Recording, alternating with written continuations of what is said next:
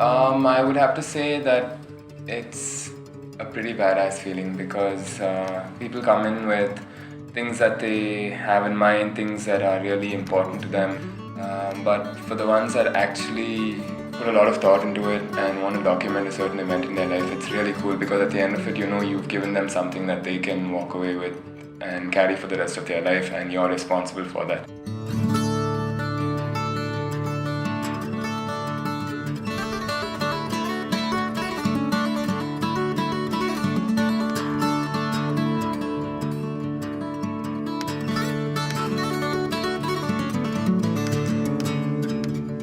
I kind of felt really bad that all my college friends are bunking college and going for movies, and I didn't want to waste my time that way, so I thought I'd do something else with my time.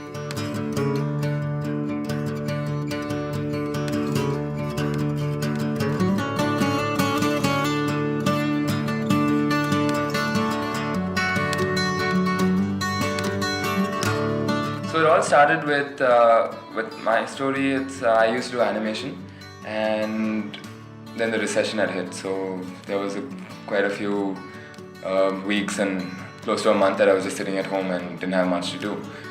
That's when Dad had come up with the idea of why don't I get into tattooing, and it's quite ironic because he's completely against tattoos.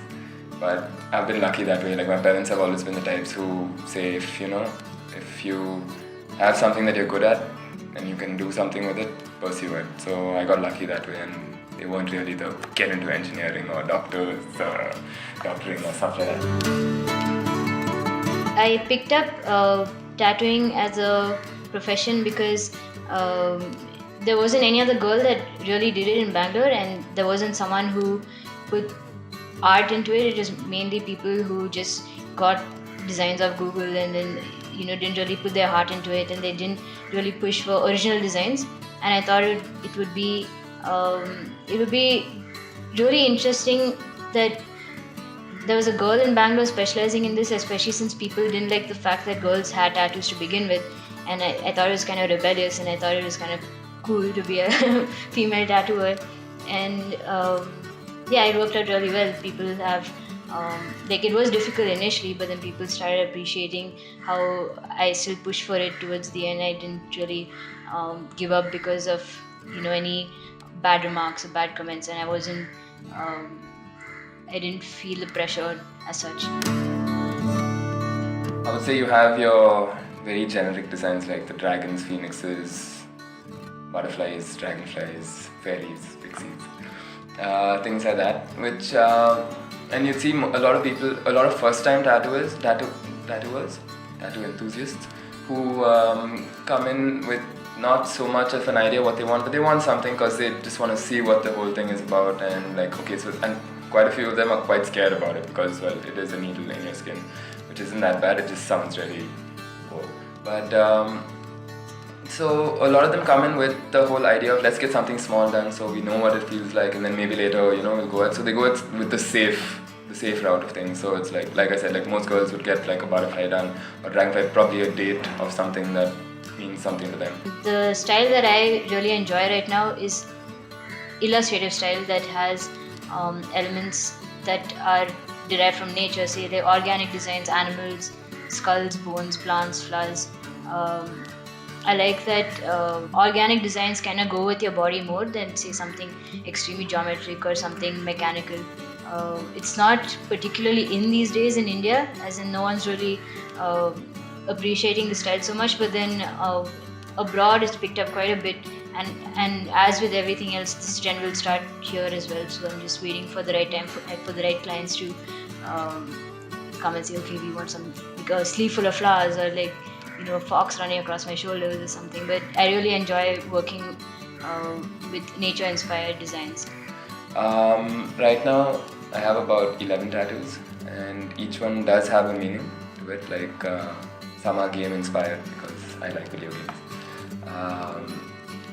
Some are because of certain motives that I believe in life.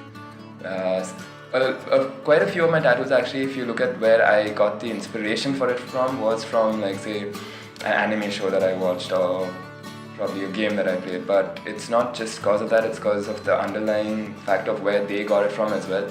So upon further research, that really made sense. So basically the one on my neck, that was taken from an anime called Fullmetal Alchemist. So, and it was really cool, but then when I read up about it, it's basically one of the 9 symbols found on this alchemist Nicholas Flamel on his tomb. So, and this one particularly depicts, it stands for fixing of the volatile, which in further explanation goes to say that it's taking the very thing that affects you and turning it into a cure for the same thing.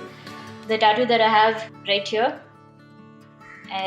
the bird skeleton in the cage, it kind of represents a time in my life when I got out of home and I started staying by myself, and it was kind of like freedom and like setting up your own nest of sorts.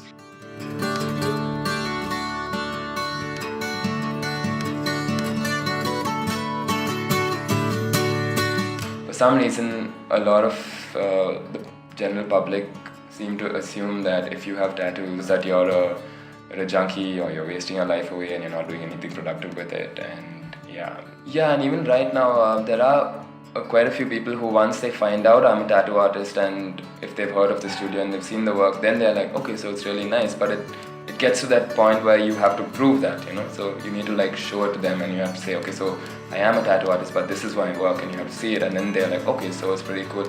And you still have the skeptical ones that go, but it's not a stable career, and how can you support a family, and then stuff like that. My family was the hardest nut to crack when it came to my tattooing. They weren't very supportive initially, and they didn't like the fact that their only daughter was getting covered in tattoos, let alone taking it up as a profession. But I kind of learned to forget about what they're saying and just get on with my own stuff. Towards the end, I didn't want other people's expectations of me to kind of direct my life in a way that I would be unhappy.